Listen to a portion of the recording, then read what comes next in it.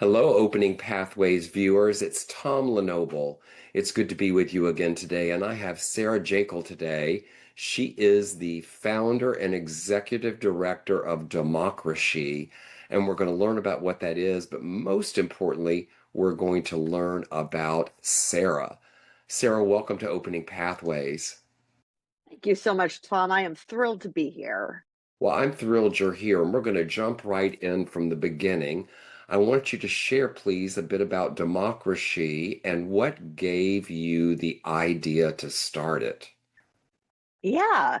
So, DemocraShe is a national peer led civic leadership training program for historically underserved high school girls.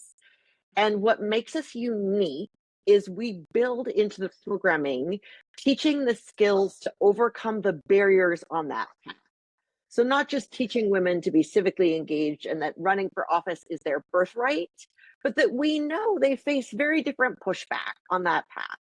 So, pulling from evidence based psychology to help them step out of their comfort zone, go for their ambition, regulate their nervous system if someone is pushing back on them, and turn their inner critic into an inner cheerleader.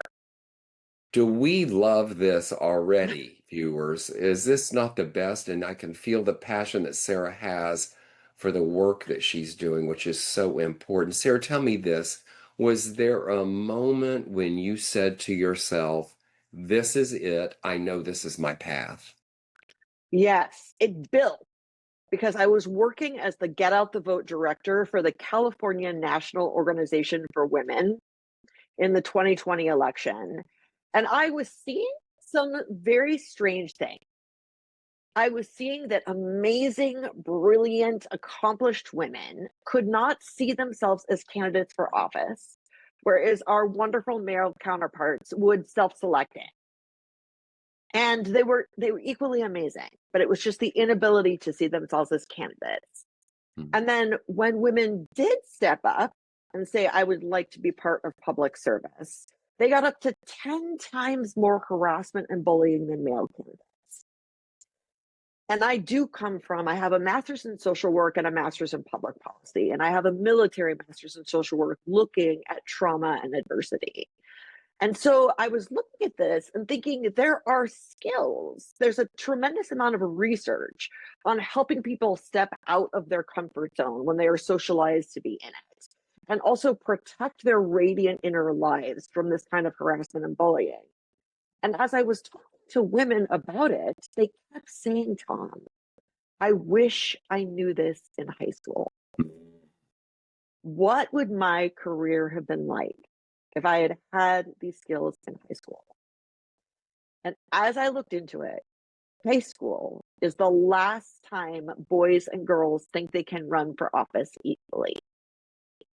It's the exact right moment to engage a young woman and give her the skills to keep sprinting forward instead of stalling and having to restart later in life. I love this. Viewers, some of you know that I have a passion about these things, not only youth, but also women, and how we support women in our society and world and being equals. We've come a long way, but we have a long way to go. And Sarah, I'm thrilled about the work you're doing in that direction. So tell me this, since you started Democracy, how have you fundamentally changed? Oh my goodness.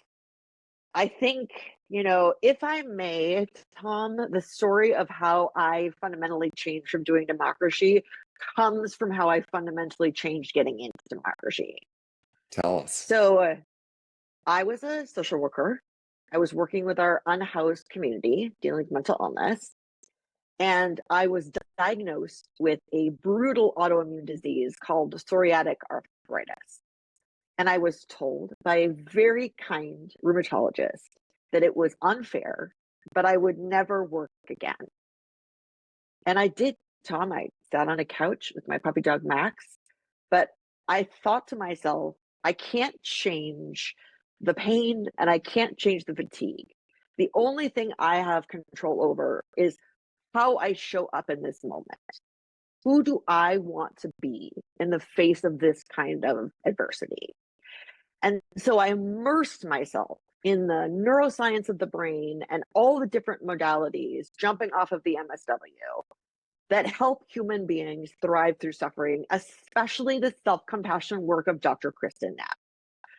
And oftentimes when we're going through adversity, the inner critic kicks in. You can't do this. This is too hard. It'll never change. You can't deal with this. And shifting that to what I called my inner best friend. My very first inner best friends were Barack Obama and Max, who say, just try, just get in the car.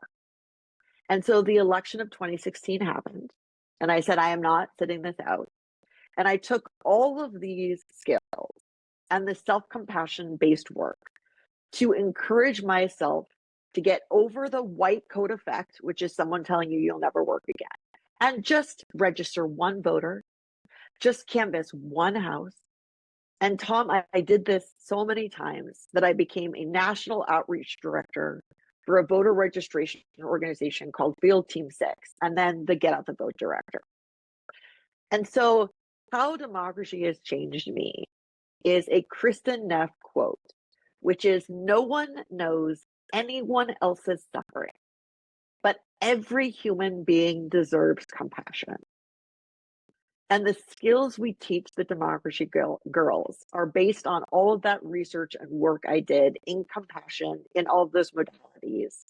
And watching compassion and self-compassion light up girls as they realize the DemocraShe motto, which is you can't do it wrong, because no matter what you learn. And it also engenders compassion for others. So seeing that these skills that were so transformative for me are useful across the board, because suffering is suffering and it goes through the same process in the brain. The same skills help it, even though you never know someone else is suffering. And it has been the greatest joy of my life to see girls use these skills, their own inner best friend, their own grounding with Mother Earth, to reach their goals and their dreams, which I believe are the goals and dreams that will make us an America that truly reflects all of its people. Yes, we tend to forget that our young people are the societal shifts we'll see in the future. And often we shake our finger and label generations as whatever label we give them. I remember working with the millennials at Facebook, and it was they were lazy, they didn't wear good clothes, they wore lousy shoes, and all had tattoos. And the Zoomers are, they're only interested in mental health and where they work. And we could be much smarter about doing the kind of work you're doing and educating and sharing what we've learned in a way that helps empower and be really available to the fact that we might even learn something in the process. And I also think the other lesson in what you just said is, I know I've lived it, is don't always believe what the doctors tell you as it relates to the power of your own mind, your own spirit, and your own wisdom and will.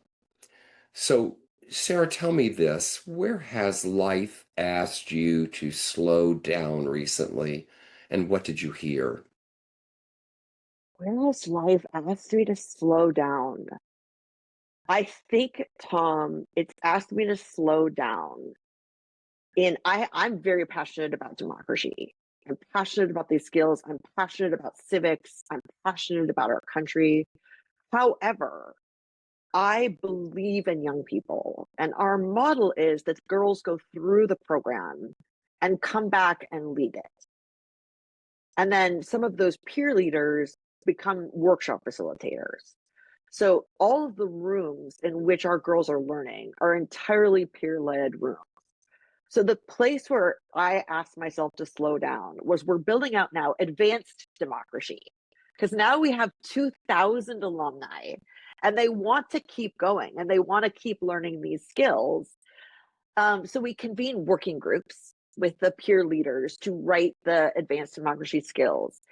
But what I have told the young women discovering working with high school girls is, sometimes as a leader, you step up and lead the room. And sometimes you step up and leave the room. because giving young people a chance to just talk to each other and build out their own ideas and write a curriculum is so powerful, even though I desperately want to be there because these are, this is my passion. And it uniquely shows girls that you can say, I trust you to lead, or you can show them, I trust you to lead. So I will pop on at the beginning of a meeting and, get everybody settled and then say, guys, I'll be back in half an hour. I can't wait to see what you've done. I can't wait to see what you've created. And so it's asked me to slow down in generating the content, which originally came from me and a group of girls who put it together. And I love this challenge to myself to step back and make room for the young people to lead because they always knock it out of the park. Yeah. What personal values have guided you from the start? And is there one that's deepened as you've been doing this work? Personal values. One of my personal values is every human being deserves to be seen, heard, and valued for their radiant self, exactly as they are. And I think that has deepened as I've done the DemocraShe work because it's girls from all different backgrounds. It's girls with all different lived experiences. And one of the things we talk about is intersectionality. And I have started to see intersectionality as a diamond. And every girl is a different facet of this diamond. And so I think my value that human beings deserve to be seen, heard, and valued for exactly who they are relates to the public policy that I believe will move our country forward, which is the lived experiences of these girls being reflected in lawmaking, in elected office, in public policy. So my other value, and I mentioned this briefly, is America is better when it reflects all of its people. And that means we have to help people who've not typically been at the table be part of making our country's laws. And that's a reason that the other value I have is that we need to pay girls for their time because it is a barrier to entry to be an unpaid internship. Only people who can afford that can come into that opportunity. So we pay $15 an hour, and it's a deeply held value of mine. Not only so young girls immediately learn that their time has value, but so no one is turned away from caring about our country and caring about women's leadership. And I think that's why we're 70% first generation Americans who are so passionate about our country and often have to work many jobs at the same time. And so I think those are a few of the values that have deepened more and more as I've done this work and see. How has your relationship with risk changed as you've been growing this? Ooh, I think it's the kind of thing where I turn to my inner best friend around risk because we get, Tom, 7 times more applications than we have room for. And I want to scale this program so that we turn no girls away. That is asking us to raise our budget. That is asking us to raise our fundraising. That is asking us to take bigger risks. And I turn to the same skills I teach the DemocraShe girls to encourage myself to be brave and bold and dream of a world where no girl gets turned away and every girl meets her inner best friend and every girl becomes part of America's democracy. So I think I'm learning to embrace it. I think I was more risk averse when I was first starting out. And now I'm turning to the same skills that I teach the girls to be brave and bold about the vision of DemocraShe. Yeah, some of my biggest mistakes have led to my biggest successes in my career. I'm curious what mistake taught you more than any success.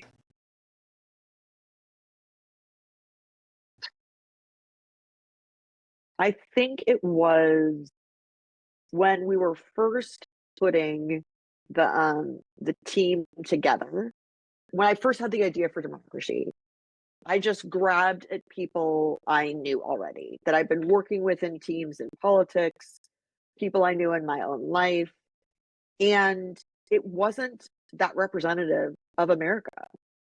And it was a classic mistake where you just go for something that's easily around. And so we came together as a team and talked about who we wanted to be and shifted so that we created an application. And I went out, Tom, and pitched every group that I'd ever met through elections and any group. And we recruited a team of young women who not only looked like America, but have stayed with this program and become peer leaders, workshop facilitators, social media advisors, strategic advisors.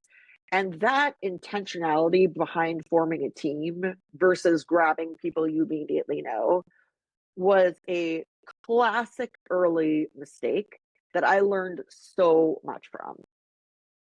Interesting. Tell me this. How does Sarah recognize when fear is information and not a stop sign? So I think the way I will tell you that in DemocraShe, we talk a lot about the inner critic's voice. And the inner critic, who we all know, is the one who says, it's not your turn, it's not your time, this isn't going to work, and makes you stop. And what we teach is to access an inner best friend. And I don't know who that would be for you, Tom, but it's a person, real or imagined, or an animal. My puppies are always inner best friend, who supports you and makes you feel seen. And so I've learned when the inner critic's voice comes up and fear tells me to stop, to shift to what would Barack Obama say to me right now? He is brave, he is kind, he is courageous. What would my puppy dog Branch say? Puppy dog Branch says, I love you unconditionally, even if this doesn't work out. And by accessing that inner best friend voice, I'm able to shift the fear into the DemocraShe motto, which is you can't do it wrong no matter what you learn. And that is also something we teach the girls. And we teach them to do that before they're going to do something that brings up fear, whether it's making a speech and speech and debate, whether it's taking a test or an AP, whether it's dreaming of applying to a reach college, going for that dream job. So they keep shifting that voice so that fear turns into encouragement and ambition.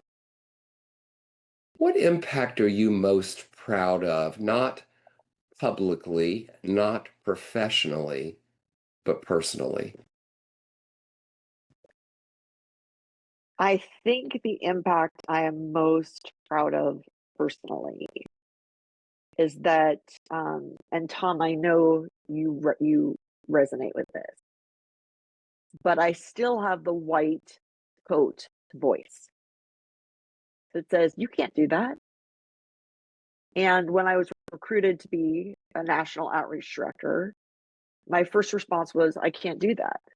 They told me I would never work again. And I learned to, when I wanted to say no, I would make myself say yes. And so the impact that I'm most proud of are all the moments, these kind of inflection moments where I could have gone a different direction. And the voice of the white coat is still in my head. You're quite sick. You can't do that.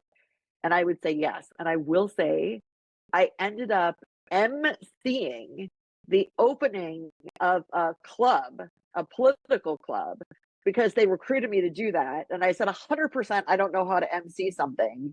And I had trained myself to say yes. So, Love it, and love it. it turned out to be quite fun. Yeah.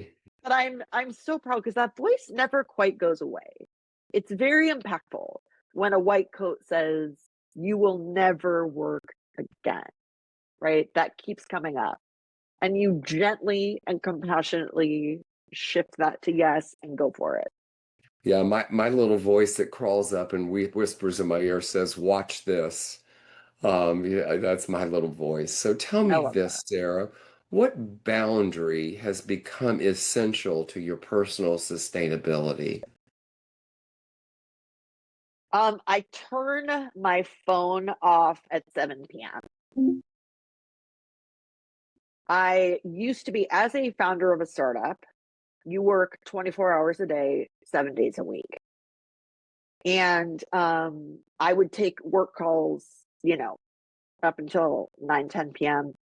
And I finally realized that it was as important to my work to give myself a chance to decompress, to be with my family, to rest was as important a piece of building a nonprofit as taking a work call at 9. So this is my new boundary. 7 o'clock, my phone goes off.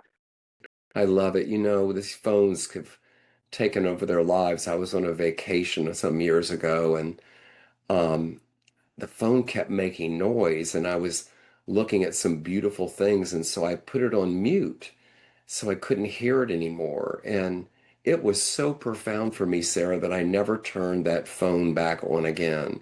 So unless I'm expecting something really important, I made the decision that you can leave a voicemail, and if I don't recognize who's calling, you definitely can leave a voicemail, that I wasn't going to let the phone own me, at least the sounds of it, especially that interrupted my thought process. I think these things that we recognize are so important. And I think we just shared some wisdom with people who may be wrestling with those devices that seem to have taken over our lives.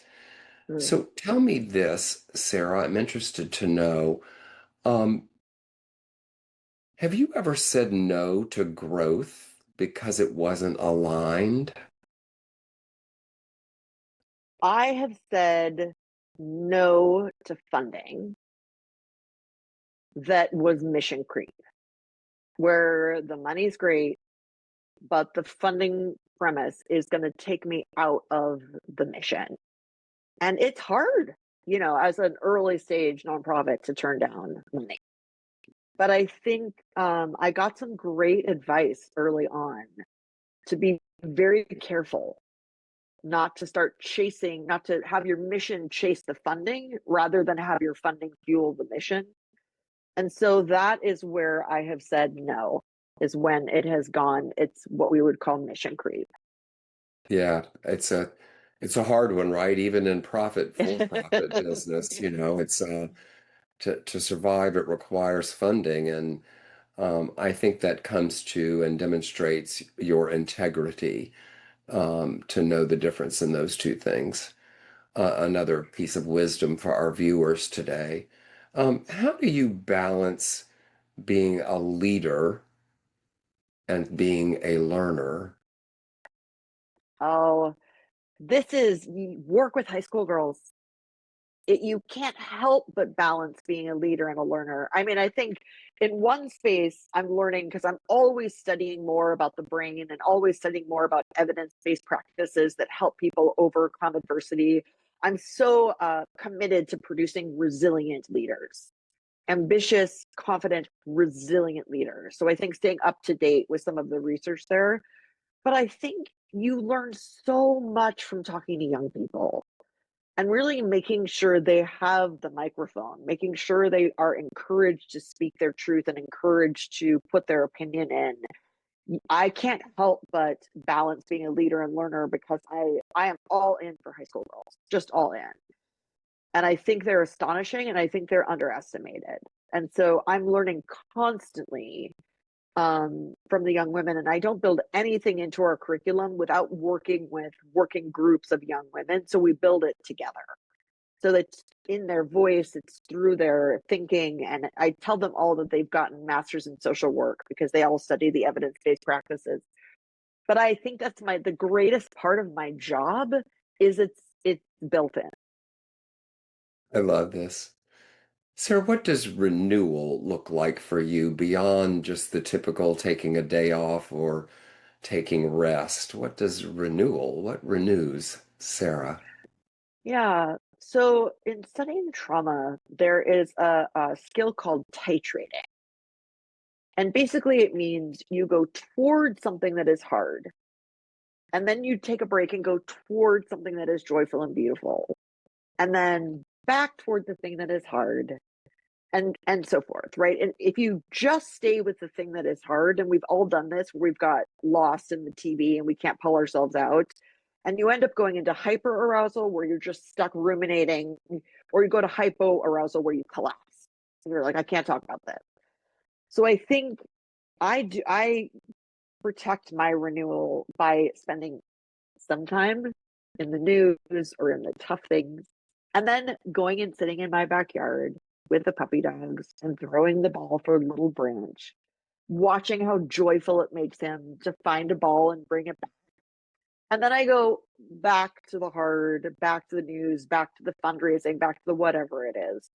But I think having learned that skill is something that I think everybody can do in their lives, which are just notice the amount of time you're spending in something hard and making sure you have a cutoff and you're protecting your brain with something beautiful and joyful, whatever that is for you. And then we gently go back and forth. And that's how we stay in the marathon that is this work rather than the sprint.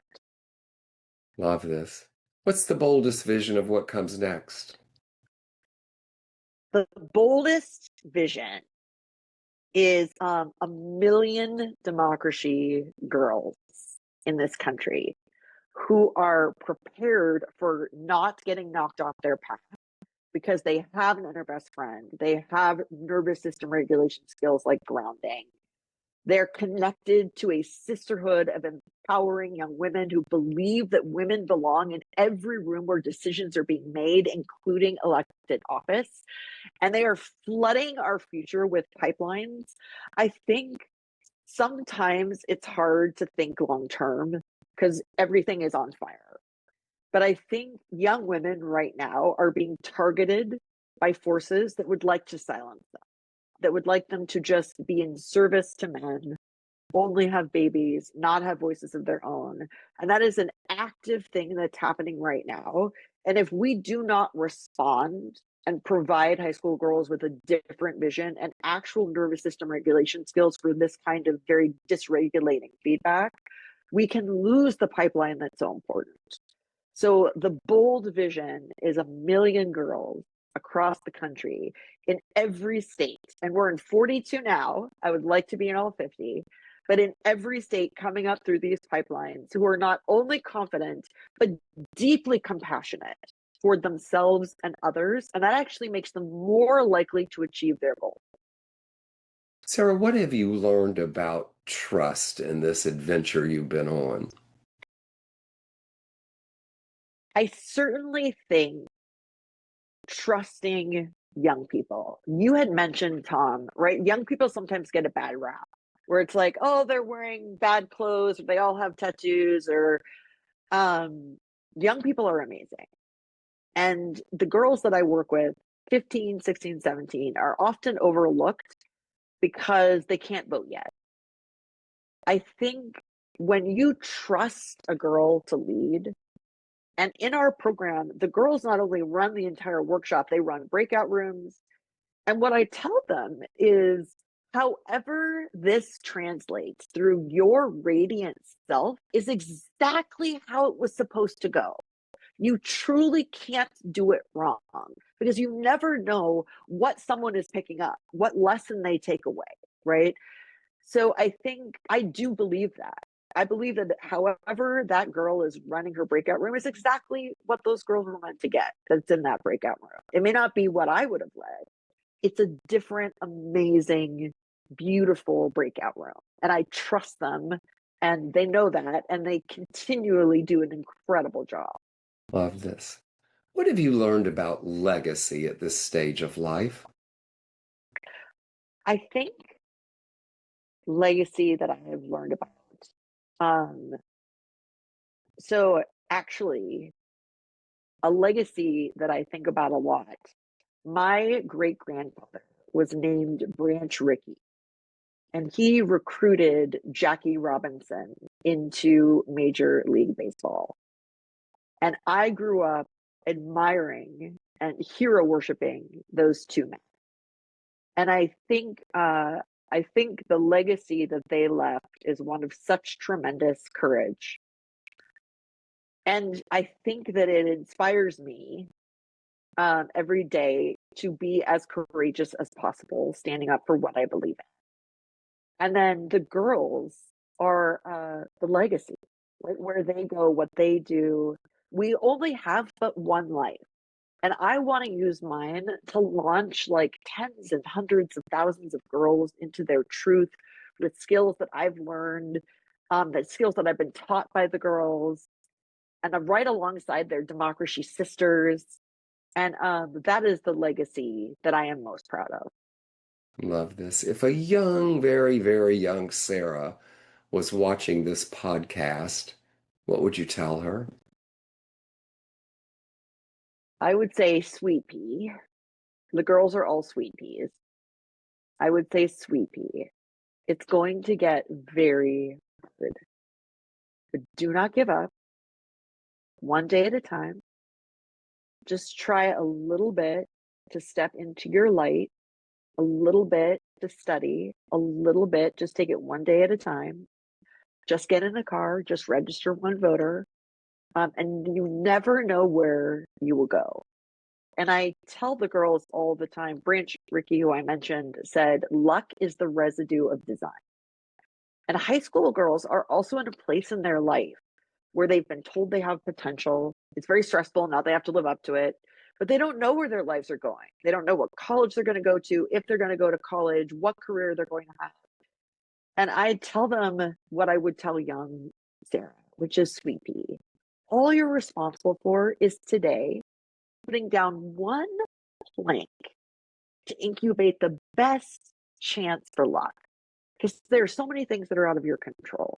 So, what today can you do to build a little bit of that incubation of a luck for your life that makes you proud and feel seen and heard?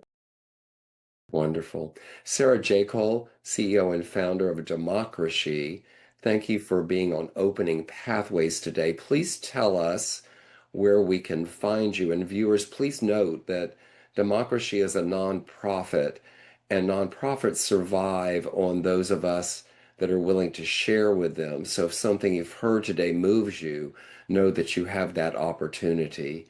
How can we find you, Sarah? So, democracy.org. We have application links for grades 9 through 12. We have mentorship opportunities to work with high school girls. We have the donation link, as you so kindly mentioned. And then I am on LinkedIn and always excited to hear from people who have ideas for me or people I should meet. So please reach out. Wonderful. Thank you again, Sarah, for being on Opening Pathways. Thank you so much, Tom. And to my viewers, this is Tom Lenoble. I'll see you next time.